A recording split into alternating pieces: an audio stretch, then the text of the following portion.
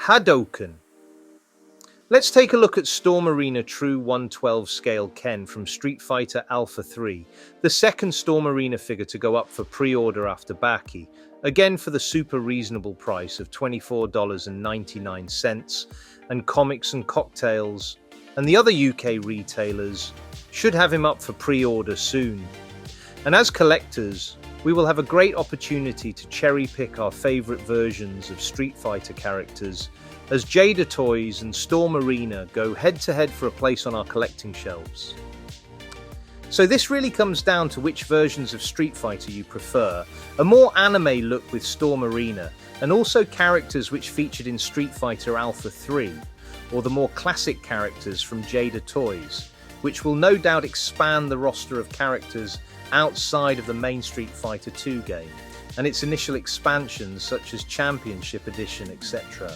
I think I'm very excited to see Darkstalkers in Storm Arena scale, and I believe King of Fighters is also coming in Storm Arena, and I'd love a Terry Bogard that can scale with my Jada Toy Street Fighter and Storm Arena figures. We do have third-party versions, but a Storm Arena version would be fantastic. And if Storm could do a Storm Arena Fist of the North Star line, I might wet myself with excitement. Storm have down Fist of the North Star in 12-inch, but have yet to do the characters in a smaller scale. But that's an idea for the future.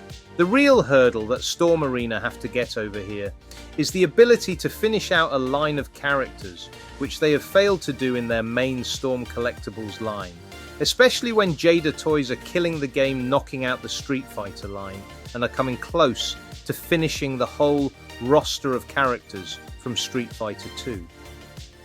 Storm Arena have shown Ken and Ryu, but they need to show more Alpha 3 characters, and they need to deliver on bringing those characters to collectors to succeed in challenging Jada for the title of World Warriors. And from Storm Arena, we keep it with Street Fighter and go to Amazing Yamaguchi for another look at their Street Fighter 6-line Ryu. And he does look really glorious. He should be able to get into some amazing poses. So you'll be able to do all the dragon punches and Hadokens that your heart desires with this guy. And of course, in the 1990s, Street Fighter was a part of the 3.75-inch G.I. Joe line. And speaking of G.I. Joe, look into my crystal ball for a look at what's coming up later in the episode in G.I. Joe Classified News. Are you man enough to continue watching with me? Women are also welcome. And rubbing my crystal balls further, let's have a look at third-party AWE Striker. And Fans Hobby have this one, which will probably be a bit more expensive than the official one coming from G.I. Joe Classified. And feel free to check out my video on the G.I. Joe Classified G.I. Joe Day digital renders. Shameless plug. And between this one, the official AWE Striker and the Grid Iron Studios one, we certainly have a range of choice to choose from for the battlefield. And keeping it in the world of 1/12 scale fantasy military, your Fans Hobby vehicle is going to need some drivers, and of course you can go G.I. Joe Classified, but what about some Operation Monster Force? And here's a further up-close look at Operation Monster Force. Wave 2, these are available to pre-order here in the UK on TAKTAK Toys, or Big Bad Toy Store in the US. So if you like classic monsters like Dracula and the werewolves and zombies mixed with elements of G.I. Joe, then Operation Monster Force has you covered, and you can check out my review of Wave 1, link for that video in the comments below. And feel free to let me know your thoughts about any action figures in the video comments below. And please do smash that like button, comment and subscribe. And feel free to become a channel member to unlock exclusive content. Thanks, Mark. And John Cena has played a military character in the Transformers film Bumblebee. And transforming over to wrestling figures, we get a look at the Invisible John Cena action figure. Now, I don't normally cover wrestling figures, as I know so little about them if they aren't the wrestlers from the 80s. But this one was too good to pass up. And Mattel have clearly had some fun here. And John Cena played the DC character Peacemaker. And sticking with DC, we get a look at this anime-style Harley Quinn, an amazing Yamaguchi Revoltech version on display at Wonder Festival. So this will be a Harley Quinn you can get into all sorts of dynamic poses. Harley Quinn for the win.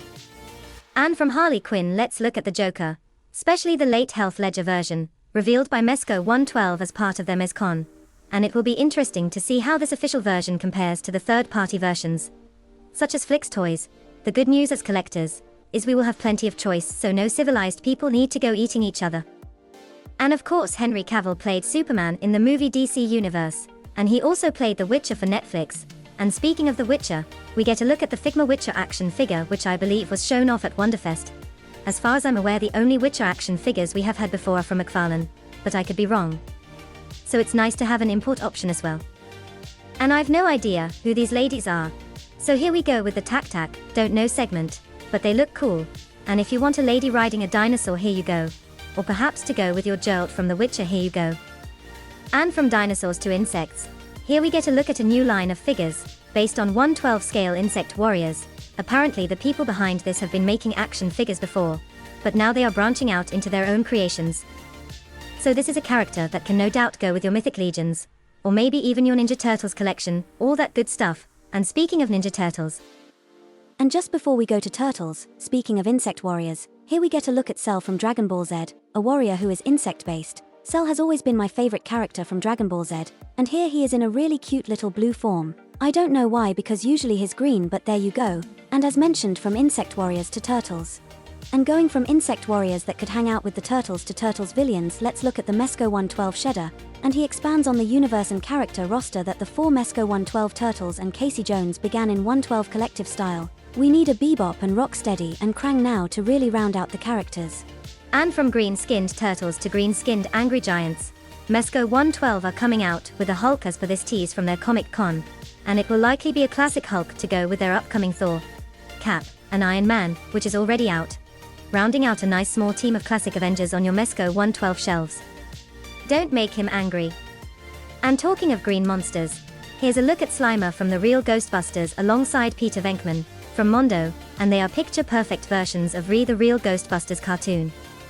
So Dr. Peter Venkman might not be at liberty to say what he is a doctor of, but you can decide exactly if he's more of a game show host and an old friend, and hopefully we'll add Ray and Winston to the collection soon. What ghosts would you like to see Mondo do? An animated Stay Puft Marshmallow Man would be great, or the ghost from the actual Ghostbusters symbol as well. But let me know your thoughts in the comments below. And from Ghostbusters with Mondo and Dr. Peter Venkman, we go to the Ghost of Christmas Past, and it really is Christmas Past in mid-February, with the Figura Obscura Ghost of Christmas Past from the Four Horsemen, as part of their retailer appreciation wave. And feel free to let me know your thoughts about any action figures in the video comments below. And please do smash that like button, comment and subscribe. And feel free to become a channel member to unlock exclusive content. And keeping it with Four Horsemen, we go from Figura Obscura to the Cosmic Legion's TU-5CC Phantom Trooper, who looks like he's been hanging out on Eternia by the power of Grayskull. I'm getting evil Horde vibes from this one, the Horde Trooper specifically. But let me know your thoughts in the comments below. The Horde Trooper was one of my favourite villain army builders from Masters of the Universe growing up. And this tribute figure looks cool, presumably a PowerCon exclusive version could be coming. I'm personally waiting for the AtlantaCon 25 tribute figure with G.I. Joe Roadblock vibes to release as a retailer version, hopefully at Props and Replicas or Emporium of Cool here in the UK. And the Four Horsemen are working on a giant dragon, and D1 Studio are giving us a Blackhorn action figure, which looks like an anime cyberpunk-style kid with a dragon-style helmet. And I've no idea who this character is, but he certainly looks cool. And this Blackhorn action figure reminds me of those Ashley Wood 3A style figures that were like art toys back in the day. They were one of the first companies to feature 112 cloth goods action figures before Mesco 112 came on the scene. So what do you think of Blackhorn? Do you remember or have any Ashley Wood 3A action figures? Let me know in the comments below. And I mentioned the Blackhorn figure could fit in with your cyberpunk figures. And let's look at cyberpunk edge runners from the amazing Jada Toys. I went and watched the anime for this on Netflix, as I was interested in the media to get a bit of background knowledge around the storyline. The action figures were based around, do you ever find that you'll end up reading a comic or watching a movie or TV series due to interest in a related action figure line? I do. And it's pretty good, quite loud and noisy, but an enjoyable series overall. The characters aren't at all what I expected, They are essentially a gang of cyber hackers, and they look pretty cool in action figure form. And then we look at the OG, the big daddy of cyberpunk, alongside Blade Runner, the one that kickstarted it all, Akira. And Paw Toys are giving us a 1/12 scale Kaneda from Akira. And I've always thought Akira should have action figures. Now, if you haven't seen Akira, it's essentially about biker gangs in post-apocalyptic rebuilt Tokyo. And people with psychic powers, the main characters essentially come from a biker gang, one of whom develops psychic powers when an accident occurs. I can remember watching Akira as a teenager and not really understanding what was going on. However, I rewatched it some years ago. And it really is good. It's the big daddy of anime and really put anime and manga on the map in the West.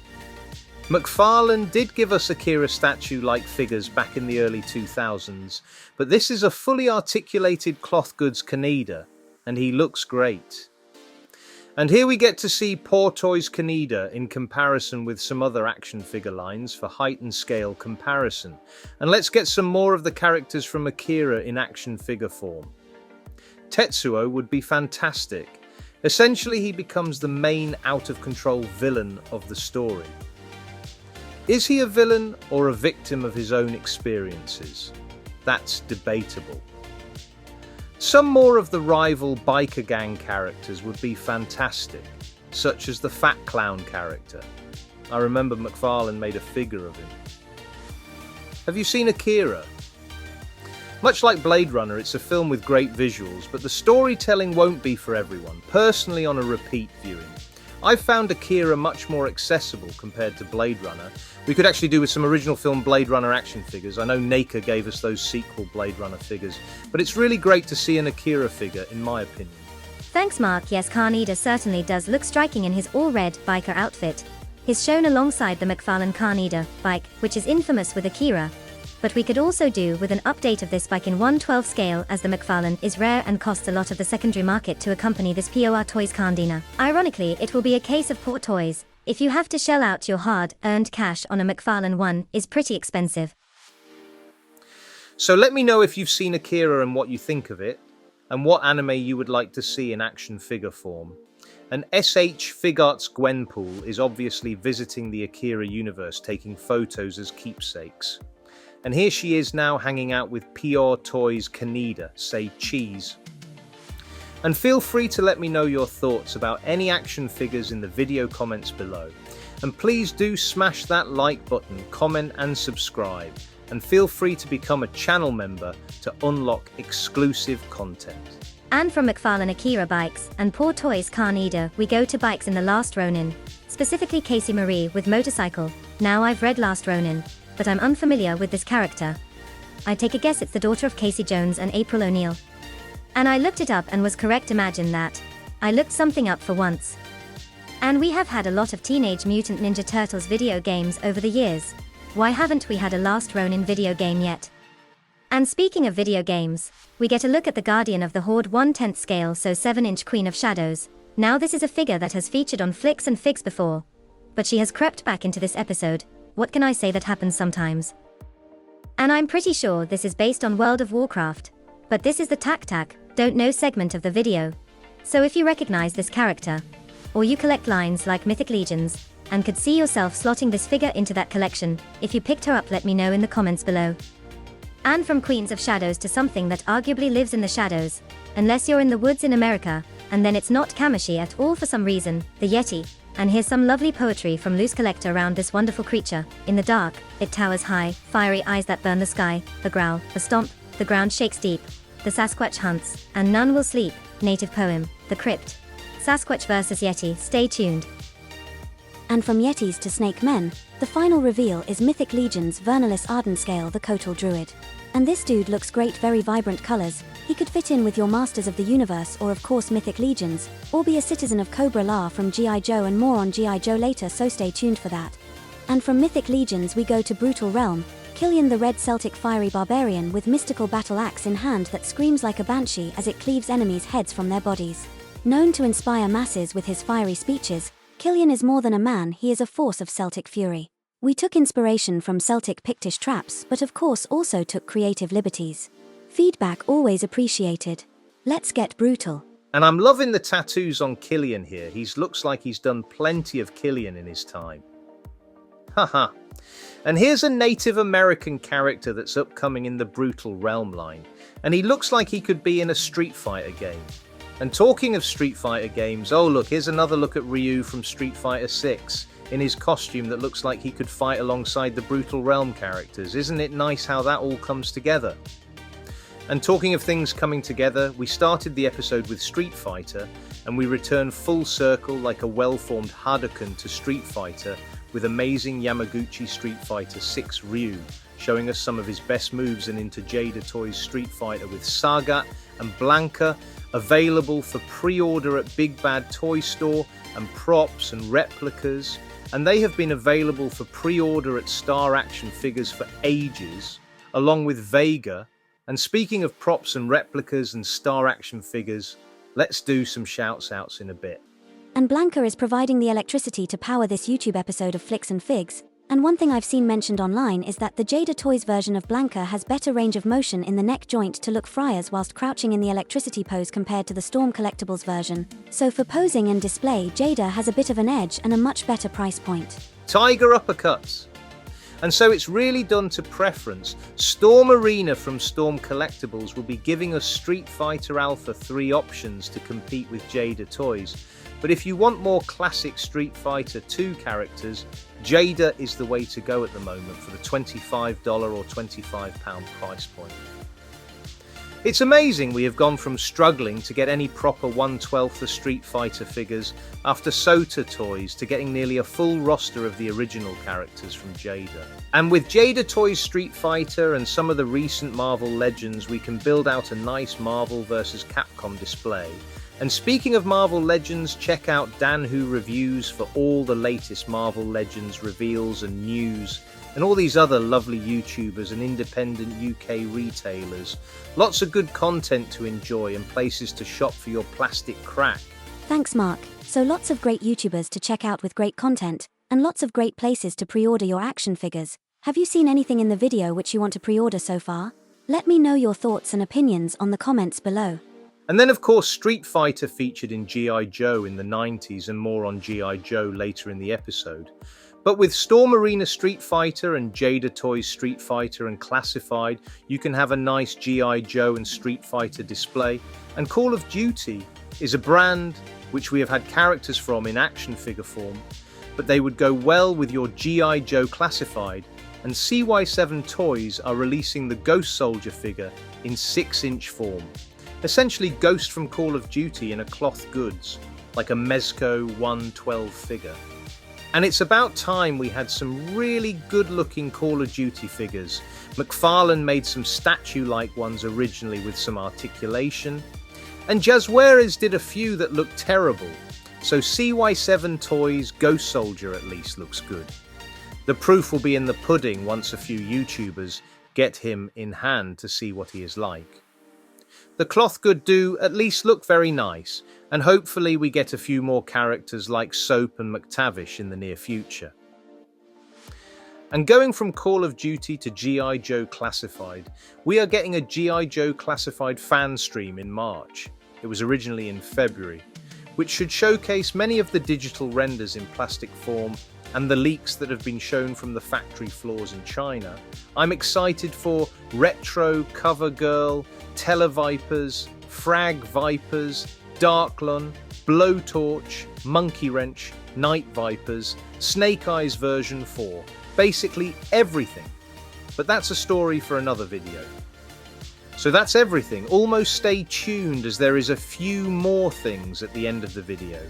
But what did you see that caught your eye? Let me know in the comments below. And G.I. Joe is an 80s property, and we got a quick look at 89 Batman there, blink and you'll miss him. And Mondo giving us a slice of 80s cartoon goodness in the form of the real Ghostbusters, shown on Flicks and Figs before but showcased here again. And Egon and this ghost look like they jumped straight out of the cartoon, pricey from Mondo, but we saw Peter Venkman earlier. Once Mondo have released all 4 Ghostbusters, this is going to be an epic set. So that's it for episode 49 of Flicks and Figs. Stay tuned for episode 50. I might try and do something special like make it a live stream. We will see. But until next time, enjoy those flicks and figs.